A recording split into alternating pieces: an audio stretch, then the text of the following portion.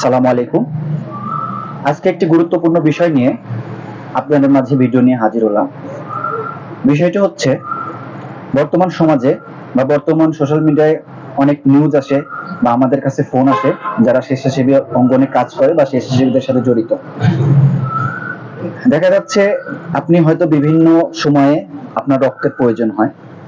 আপনি ফেসবুক যোগাযোগ মাধ্যম বা সোশ্যাল মিডিয়াতে আপনি একটা পোস্ট করেছেন রক্তের জন্য, যে বি নেগেটিভ, এ নেগেটিভ, বি পজিটিভ রক্তের প্রয়োজন।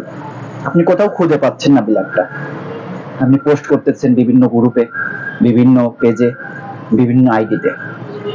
দেন যে নাম্বারটা দেওয়া থাকে সেই নাম্বারে কোনো একজন ব্যক্তি, কোনো একজন অসাধু ব্যক্তি আপনাকে ফোন দিয়েছে। ফোন দিয়ে বলবে যে ভাই আমার কাছে ব্লাড আছে, ডোনার আছে, আমি ডোনারকে নিয়ে যাইতে পারতেছি না, ভাড়া নাই, যদি বিকাশ করেন অগ্রিম, বিকাশে টাকা পাঠান, দেন আমি ডোনার নিয়ে যাইতে পারতেছি। কখনোই রোগীর লোক এই ভুলটা করবেন না। যদি আপনার রক্তের প্রয়োজনও হয়, কখনোই আপনি অগ্রিম টাকা পেমেন্ট করবেন না।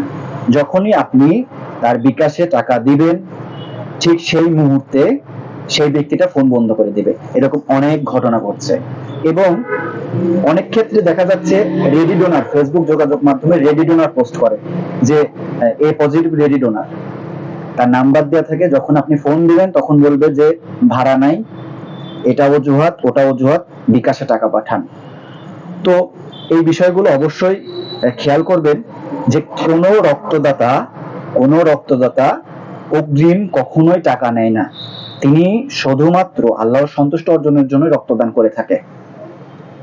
হ্যাঁ, এক্ষেত্রে হয়তো রক্তদাতা রক্ত দিচ্ছে তার মানবিক দৃষ্টিতে আল্লাহর সন্তুষ্ট অর্জনের জন্য, কিন্তু রোগীর লোকের একটি বিষয় করণীয় আছে।